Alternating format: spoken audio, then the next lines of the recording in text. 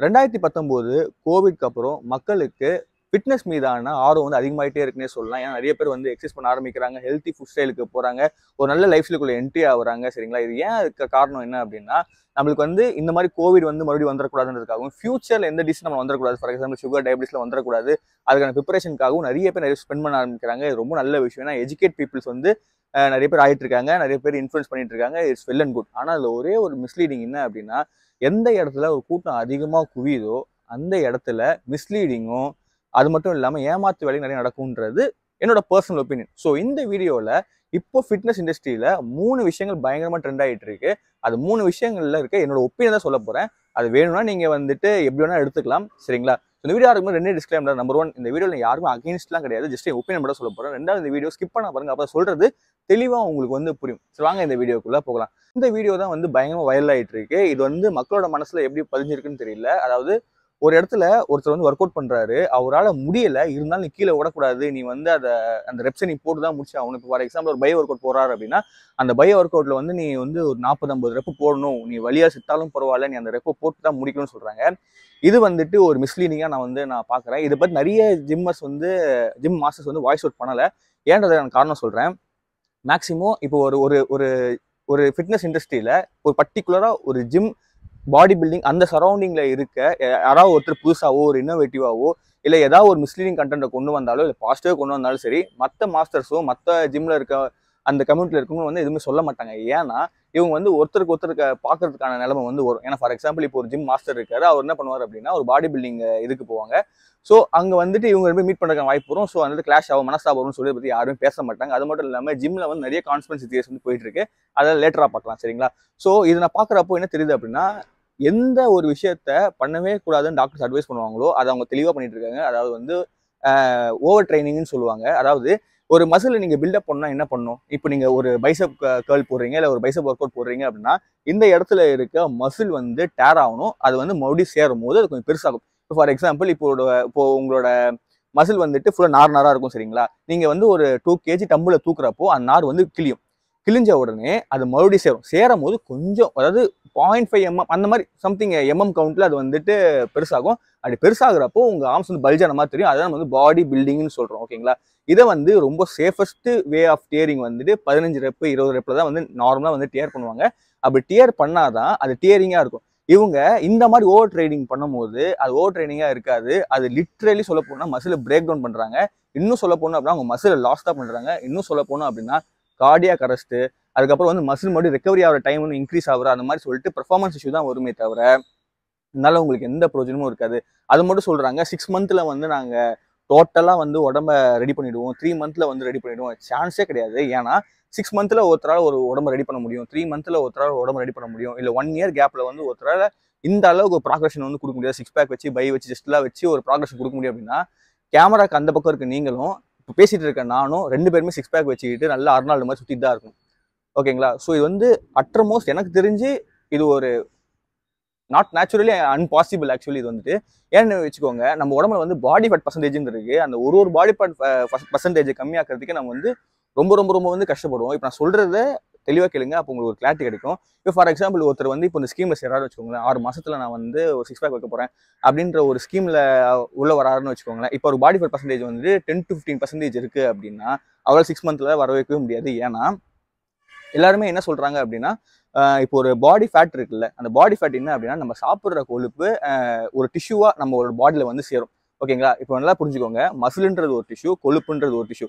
Muscle வந்து active tissue. இப்போ நீங்க ஃபார் எக்ஸாம்பிள் கையை தூக்குறீங்க அப்படின்னா உங்க கை மேலே வருது தெரியுமா, அதுக்கு அந்த ஹெல்ப் பண்றது அந்த டிஷ்யூவோட வேலை. கொழுப்புன்றது நான் ஆக்டிவ் டிஷ்யூ. அந்த மசிலுக்கு மேலே ஒரு கொழுப்பு படலமா இருக்கும்.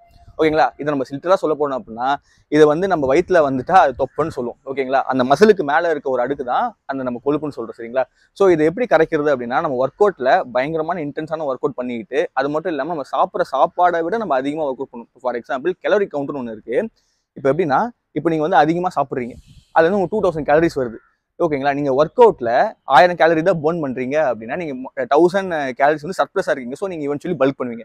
இப்போ நீங்க வந்து 2000 கேலரிஸ் வந்து சாப்பிட்றீங்க, ஆனா நீங்க வந்து 3000 கேலரிஸ் கிட்ட பர்ன் பண்றீங்க அப்படின்னா நீங்க 1000 கேலரிஸ் வந்துட்டு டெஃபிஷியன்ட்ல இருக்கீங்க. ஸோ நீங்க இவென்ச்சுவலி கம்மியாவீங்க. இது அவ்வளோ அசால்ட்டா நடக்கிற விஷயம் கிடையாது. ஏன்னா நீங்க ஒரு கேலரி பர்ன் பண்றதுக்கு நீங்க அவ்வளோ கஷ்டப்பட வேண்டியது இருக்கும். ஸோ இது வந்து ப்ராக்டிக்கலி அன்நேச்சுரலி இம்பாசிபிள். ஓகேங்களா? ஸோ தயவு செஞ்சு இந்த மாதிரியான ஒரு ட்ராப்ல போய் என்னோட ஒப்பீனியன் சொல்றேன், இந்த மாதிரி ட்ராப்ல போய் சிக்காதீங்க.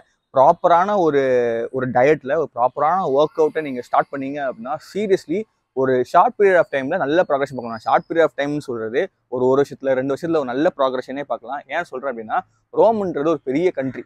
நம்ம இப்போ உலகமே நம்ம திரும்பி பார்க்குற ரோம்ன்றது ஒரு பெரிய கண்ட்ரி. அதுவே ஒரே நாள் பில்ட் ஆனது கிடையாது. அதுக்கு இட்ஸ் டேக் டைம். ஓகேங்களா? ஸோ நீங்க ஒரு பாடி பில்டிங் அப்படின்னு நீங்க வர்றப்போ நீங்க வந்து பொறுமையா உங்க டைமையும் உங்க சாப்பாடு அதுக்கப்புறம் வந்துட்டு உங்க மணி ஒரு நல்ல இடத்துல இன்வெஸ்ட் பண்ணி நீங்க வந்து உங்க பாடி வந்து ரெகெயின் பண்ணணும். இல்ல ஒரு மிஸ்லீடிங் ஸ்கேமா வந்து நான் நினைக்கிறேன். ரெண்டாவது மிஸ்லீடிங்காக நான் என்னன்னு பார்க்குறேன் அப்படின்னா, ஒன்று வந்து சோஷியல் மீடியா இன்ஃப்ளூயன்சர் ஸ்கேம் தான். நான் என்னன்னு சொல்கிறேன், சோஷியல் மீடியாவில் உங்களுக்கு ஃபிட்னஸ் சொல்லி தரவங்களாம் யாருன்னு நம்பர் 1 பாருங்க. மேக்ஸிமம் 90% வந்து பாடி பில்டிங்கில் அச்சீவ் பண்ணவங்களா தான் இருப்பாங்க. ஓகேங்களா? இது ஏன் நான் ஸ்கேம்னு சொல்கிறேன் அப்படின்னா, நீங்கள் தலைகீழ நின்று தண்ணி குடிச்சாலும் சரி, அவங்க மாதிரி ஒரு ஃபிசிக்கை உங்களால் கொண்டே வர முடியாது. ஏன்றது நான் சொல்கிறேன். இப்போ ஜிம்முக்கு போகிறவங்களாம் யாருன்னு நினைக்கிறீங்க? ஒரு 18 வயசுல இருந்து ஒரு 24 வயசுக்குள்ளே இருக்கவங்க தான் அதிகமாக போவாங்க. ஏன்னா காலேஜ் போகிறப்போ ஒரு 18 வயசு ஆகிடும். ஸோ இவென்ச்சுவலி பணக்கார வீட்டு பசங்க என்ன பண்ணுவாங்கன்னா, அம்மா அப்பா காசு தருவாங்க. ஸோ உள்ள வருவாங்க. சில பேர் பார்ட் டைம் முடிச்சுட்டு அந்த காசு எடுத்துன்னு உள்ள நிற்பாங்க. அதுக்கப்புறம் 20, 21 வயசுக்கு மேலே வந்துட்டு பையன் வேலைக்கு போவான். ஸோ அவன் first month salary, second month சேலரியில் ஜிம்மு ஜாயின் பண்ணணும் ஆசைப்பட்டு அந்த கியூரியாசிட்டியில் உள்ள சேருவான். ஸோ இந்த கிரைட்டீரியா மக்கள் தான் அதிகமாக ஜிம்முக்கு போகிறவங்க. இவங்க மைண்ட் தாட்டில் என்ன இருக்கும் அப்படின்னா, இவங்கள மாதிரி நம்மளும் 6 பேக் வைக்கணும், இவங்களும் நம்ம மாதிரி ஒரு பை தைலாக வைக்கணும்னு சொல்லிட்டு ஆசைப்பட்டு உள்ளே போவாங்க. அங்கே போய் 2 ஜிம்மில் ஒர்க் அவுட் பண்ண ஆரம்பிப்பாங்க. அதுக்கப்புறம் யூடியூப்ல இந்த வீடியோஸ் பார்க்க ஆரம்பிப்பாங்க. ஓகேங்களா? ஸோ இங்கே என்ன மிஸ்லீடிங் நடக்குது அப்படின்னா, நீங்கள் ஃபாலோ பண்ணுறது எல்லாமே பாடி பில்டர்ஸ். சரிங்களா? அவங்க செயற்கையாக ஸ்டெராய்டு எடுத்து அவங்க மசிலில் பில்ட் பண்ணுறவங்க. நீங்கள் தலைகீழ நின்று தண்ணி குடித்தாலும் அந்த மாதிரியான ஃபிசிக்கை உங்களால் கொண்டே வர முடியாது. நான் ஏன்றதை தெளிவாக சொல்லிடுறேன். ஓகேங்களா? இப்போ ஃபார் எக்ஸாம்பிள் நீங்கள் நேச்சுரலாக நீங்கள் பாடி பில்ட் பண்ணணும்னு ஆசைப்பட்டீங்க அப்படின்னா, உங்கள் உடம்புல இருக்க ஒரு பையை ட்ரெயின் பண்ணுறதுக்கே, ஏன் பை அதிகமாக சொல்கிறேன்னா நிறைய பேருக்கு தெரியும். ஓகேங்களா? பை, ட்ரை, லெக்கு எல்லாமே சொல்கிறேன். எல்லாத்தையும் நீங்கள் ட்ரெயின் பண்ணணும் அப்படின்னாலே கிட்டத்தட்ட உங்களுக்கு மசில் மெச்சூரிட்டி வர்றதுக்கே 1 இயர் 8 மந்த்லேருந்து 1 இயர் ஆகிடும். ஓகேங்களா? நீங்கள் ஃபுல்லு சோர்னஸ்லேருந்து வெளில வந்து ஜிம்மை கிவ் அப் பண்ணலாமா வேணாமான்னு சொல்லிட்டு வர்றதே 1 இயர் ஆகிடும். 1 இயருக்கு அப்புறம் நீங்கள் போட போகிற 1 ட்ரிப்பு தான் உங்கள் மசிலுக்கு ஆக்சுவலி கணக்கு.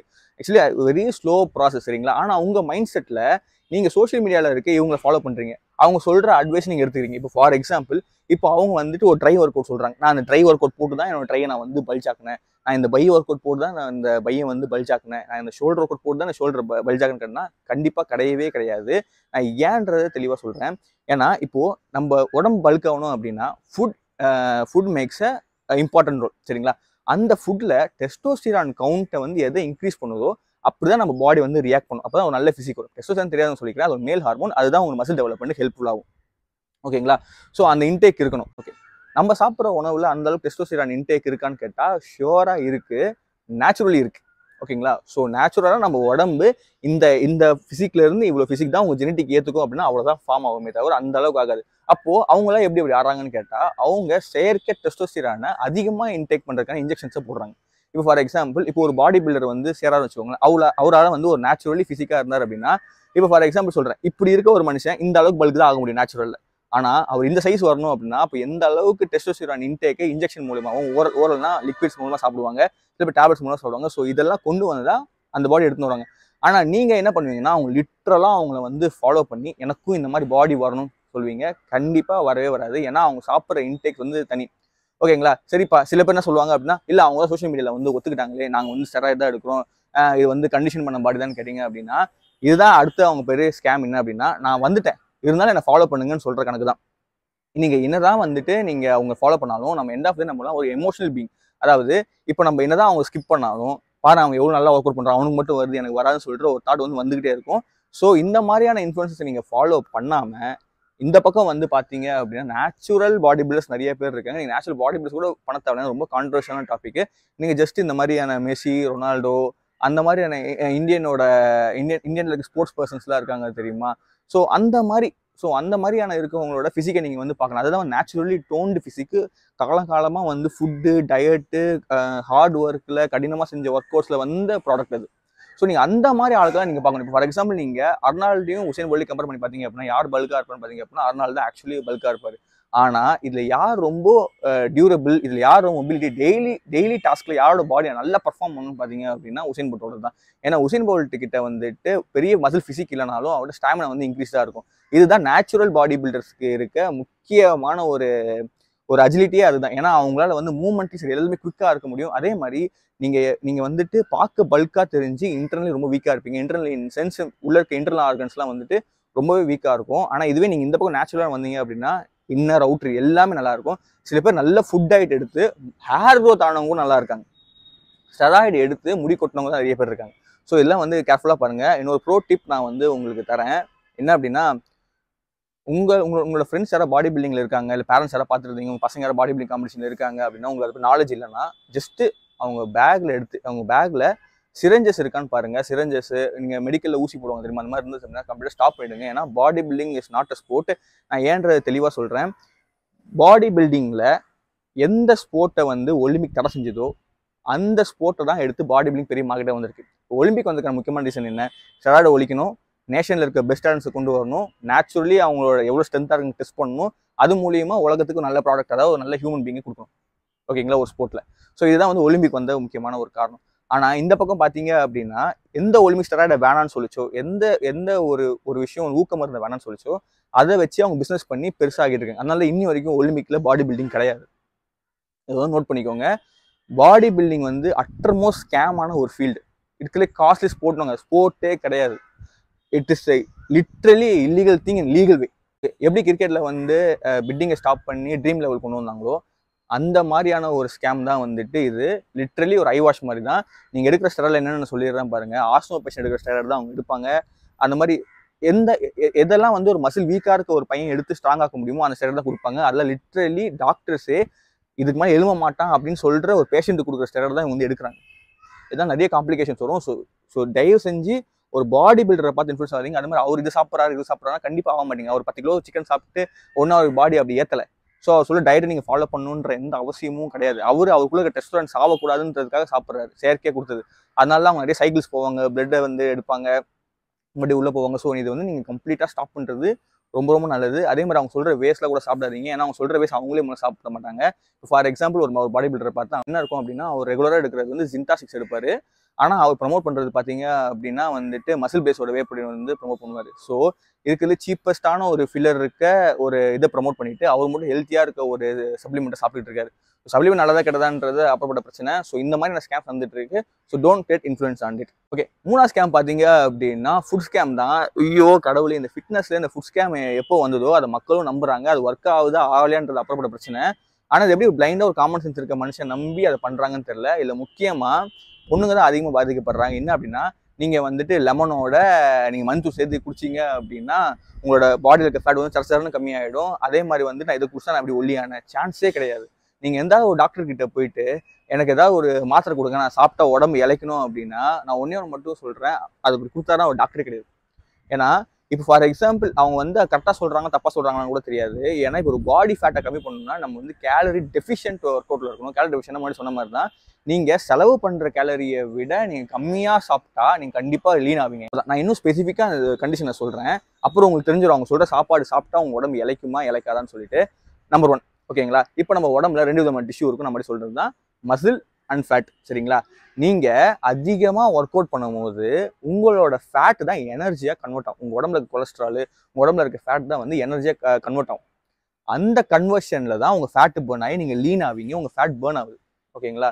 இப்போ சொல்லுங்க, அவங்க குடிக்கிறதுல எங்க இடத்துல ஃபேட் பர்ன் ஆகுது? ஓகே, இது ஒரே ஒரு எக்ஸப்ஷன் இருக்கு, லிவர் ஃபேட். லிவர் ஃபேட் எப்படி வரும் அப்படின்னா, நீங்க அதிகமா வந்து சாஃப்ட் ட்ரிங்க்ஸ் குடிச்சாலோ, பீர் அதிகமாக கன்சியூம் பண்ணாலும், ஆல்கஹால் அதிகமாக கன்சியூம் பண்ணாலும், சுகர் ஐட்டம்ஸ் அதிகமாக கன்சியூம் பண்ணா லிவர் ஃபேட் வரும். அதுக்கு மெடிகேஷன்ஸ் இருக்கு லிவர் ஃபேட் இன்டர்னலா கம்மி பண்ணுறதுக்கு. ஆனால் அது கூட எக்ஸஸ் மூலமா கம்மி பண்ணலான்ற மாதிரி சொல்லிட்டு இருக்காங்க. அது எந்த அளவுக்கு உண்மைன்னு தெரியல. பட் எக்ஸ்டர்னல் ஃபேட்லாம் வந்து சான்ஸே கிடையாது, கம்மியாக முடியாது. அதே மாதிரி இன்னொரு மெத்து என்ன அப்படின்னா, இதை குடிச்சா வயிற்றுல இருக்க ஃபேட்லாம் வந்து கம்மியாகுன்றது அது ரொம்ப பெரிய தப்பு. ஏன்ற சொல்றேன், இப்போ நம்ம உடம்புல இருக்க அதிகப்படியான கொழுப்பே நம்ம வயிறு தான். இது வந்து நம்ம கஷ்ட காலத்துல நம்ம வந்து பசியில அவஸ்தப்படக்கூடாதுன்னு சொல்லிட்டு நம்ம உடம்பு சேர்த்து வைக்கிறதுக்கான ஒரு விஷயம். ஓகேங்களா. ஏன்னா மல்சம் சித்தரக்கூடாது அப்படின்னு சொல்லிட்டு நம்ம ஒரு ஃபார்ம் பண்ற ஒரு விஷயம். ஸோ அது எப்போ கரையும் அப்படின்னா, நீங்க முதல்ல ஒர்க் அவுட்லாம் பண்ண ஆரம்பிக்கிறப்போ நீங்க நோட்டீஸ் பண்ணீங்க அப்படின்னா கை, மூஞ்சி, கால், தை அந்த மாதிரி எல்லாம் முதல்ல கொழுப்பு ஸ்டட் ஆகி லாஸ்டா அது உங்க கஷ்ட காலத்துல இருக்க உங்க கொழுப்பு அதுக்கப்புறம் தான் வந்துட்டு கம்மியாகும். ஓகே, எடுத்தோன்னே யாருக்கும் வயிற்றுல கம்மியாகும். சில ஜெனடிக் ஃப்ரீக்ஸ் இருப்பாங்க, எடுத்தோன்னே வயிற்றுல கம்மியான ஃப்ரீக்ஸ்லாம் இருப்பாங்க. ஸோ உங்க ஆல்ஃபா ரிசெப்டர்ஸ், பீட்டா ரிசெப்டர்ஸ் நிறையா இருக்கு. ஸோ அதை பண்ணால் ரொம்ப டெக்னிக்கலாக இருக்கும். ஸோ அதெல்லாம் வந்து லாஸ்ட்டாக தான் உங்களுக்கு கொடுக்கும். ஸோ இவங்க கொடுக்குற அந்த லிக்விடு ஃபேட் பர்னர்ஸு அதுக்கப்புறம் வந்து இந்த மெத்தலா இருக்கு தெரியுமா, நீங்க வந்துட்டு காலையில எழுந்து எள்ளு உருண்டை சாப்பிட்டா வந்து கம்மியாகும், காலையில எழுந்து ஒரு பக்கெட் தண்ணி நீங்க குடிச்சீங்கன்னா பாடி ஃபேட் கம்மியாகும், அதெல்லாம் வந்து சான்ஸே கிடையாது. நல்ல ஒர்க் அவுட்டோட நல்ல டயட் எடுத்தீங்கன்னா கண்டிப்பா வந்து கம்மி ஆகலாம். வேணும்னா அவங்க சொல்ற ஃபுட்ஸ் ஸ்டார்ட் பண்ண சொல்லுங்க. நேச்சுரலா சொல்றாங்க தெரியுமா, இந்த காலைல எழுந்த உடனே நீங்க வந்து சுடு தண்ணி குடிக்கிறதோ, இல்லை நம்மளோட அந்த சம்திங் இந்த டீடாக்ஸ் லிக்விட்ஸ் அதெல்லாம் அது வேணா உங்களோட ஃபேட் லாஸ் வேணா ஹெல்ப் பண்ணலாம், ஒரு எனர்ஜி தரலாம், ஒரு பூஸ்டப் கொடுக்கலாம், ஒரு இன்டர்னலாக உங்களோட ஹார்மோன்ஸை பூஸ்ட் பண்ணுறதுக்கு வேணா ஹெல்ப் பண்ணலாம், அந்த ப்ராசஸ் வேணா இன்க்ரீஸ் பண்ணலாமே தவிர அது லிட்டரலாக உங்கள் பாடிக்கு எந்த ஹெல்ப்பும் பண்ணாது. ஓகேங்களா? ஸோ இந்த மாதிரியான ஸ்கேம்ஸ்லாம் வந்து கொஞ்சம் கொஞ்சம் தள்ளி இருக்கிறது ரொம்ப நல்லது. அது மட்டும் இல்லை, உங்களுக்கு ஏதாவது ஒரு டவுட்னா கொஞ்சம் படித்தவங்க கிட்ட, இந்த ஃபீல்ட் நல்லா இருக்கவங்க கிட்ட, மேக்ஸிமம் டாக்டர்ஸை அணுகிறது ரொம்ப நல்லது. நல்ல ஒரு பிசியோதெரபிஸ்டா நீங்க போயிட்டு நீங்க அணுகுனீங்கன்னா நல்லா சொல்லி தருவாங்க. ஓகேங்களா? ஸோ ஓகே, இது வரைக்கும் என்னோட பாயிண்ட் ஆஃப் வியூவில் நான் பார்த்தது, என்னோட கருத்துக்களை சொன்னேன். இது யாரும் அஃபண்ட் ஆக வேணா, ஜஸ்ட் என்னோட பாயிண்ட் ஆஃப் வியூ தான். உங்களோட இருக்கிறது மீன் உங்களோட தாட்ஸ் அது உங்களுது. ஸோ என்னோட பாயிண்ட் ஆஃப் வியூ தான் சொன்னேன். உங்களுக்கு ஏதாவது இதில் மாற்று கருத்து இருக்கு, இல்லை சொன்னதுல ஏதாவது நல்லா இருக்கு அப்படின்னா கீழே கமெண்ட்ஸ் கம் பண்ணுங்க. லெட்ஸ் மேக் ஹெல்த்தி உரையாடல். ஓகேங்களா? So mean next video. பாய்.